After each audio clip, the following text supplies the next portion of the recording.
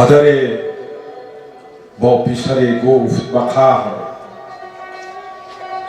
که تو آدم نشوی جان پدر. حیفیان عمر که ای بی سر و پا در رهی تربیتت کردم صرف. دل فرزند از این حرف شکست، بی خبر از پدرش کرد سفر. دل فرزند از این حرف شکست، بی خبر از پدرش کرد سفر.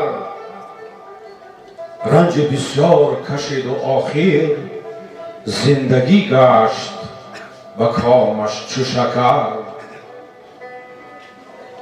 بعد از آن دولت و والایی یافت، حاکمی شهر شد و صاحب زر. چند روزه بگذشت و پس از آن امر فرمود به احضار پدر. پدرش آمده از راه دراز نزد حاکم شد و بشناخت پسر. پسر از غایت خودخواهی و کبر نظری کرد به سراپای پدر.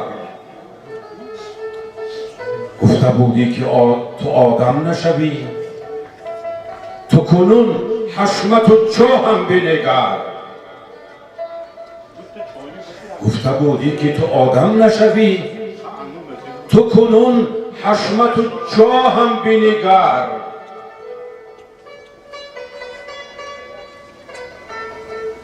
پیر خندید و تکان داد سرش، گفت این نکته برون شد از در.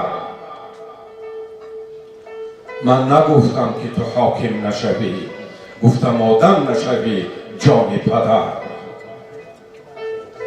در هر کجا نباشیم فرزندان عزیز آدم باشیم. آدمی را آدمیت لازم است، عود را بویش نباشد هیزم است. فرزند اینجا تواضع میکرد، برد میکرد، دست پدر را میبوسید، رضای خدا را در میافت، لیکن خدا او را هدایت نکرده بود. پس فرزندان عزیز بدون رضای پدر و مادر به جنت کس داخل نمی شود.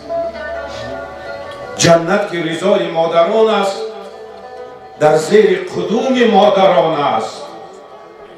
خواهی که رضای ما بیابی، آن کن که رضای مادران است.